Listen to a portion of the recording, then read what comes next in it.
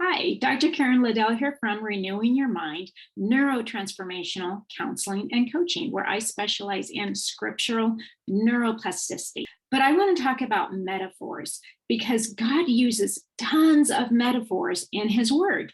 So a metaphor is just like a word or a phrase that symbolizes or represents something else, and like a concept. And it just makes it easier for you to learn it or understand it. So God uses these metaphors in the Word to help us learn His concept. So metaphors make it easy to imagine a scene in a way that you can relate to it. It's difficult, if not impossible, to learn when we cannot connect new information to previously learned scenarios.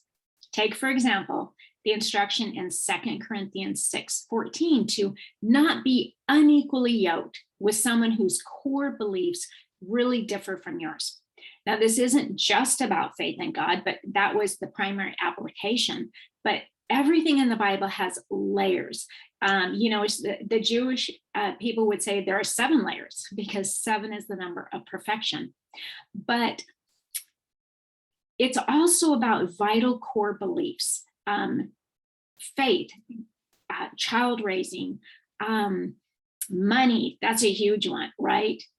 All kinds of social science backs this up, that we've got to be more similar to our spouse than we are different if we want a satisfying and fulfilling marriage. So there's a lot of just practical wisdom there. Don't be unequally yoked with somebody.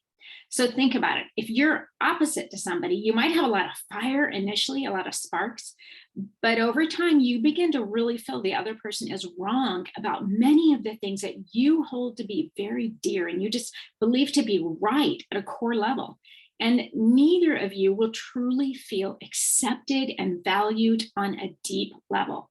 And you'll spend a lot of time trying to change each other. Or one of you or both will simply become resigned and quietly dissatisfied. So why did God use the metaphor of a yoke? Well, everyone in biblical times understood yokes. They referred to farm work and also were a code word or a metaphor for influence, which at its most extreme is slavery, and at its least is simply a capacity to have an effect on the character or the development or the behavior of someone or something, or it is that effect itself.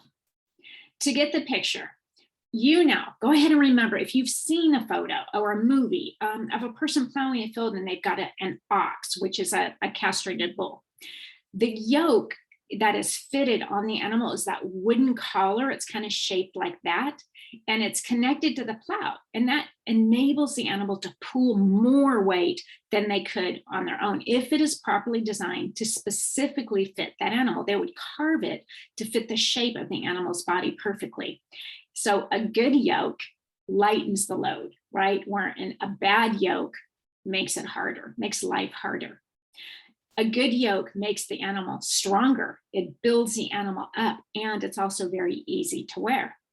Animals, when they're pulled in unison, were fitted with a unique double yoke, so they were yoked together. And if one animal was in training, the special yoke enabled the larger and more learned animal to take the bulk of the weight. And this enabled the younger animal to be actually learn in ease, not be overwhelmed by the burdens of life. So if 2 animals were yoked together and their yoke was not designed to fit both of them, it was not a similar yoke that fit them both, okay, you get in the metaphor? This meant they're unequally yoked and their work was more difficult, and the yoke might actually even injure one or both of the animals. So God used this metaphor of a yoke to help you and I discover that His yoke, His influence is gentle. It's helpful.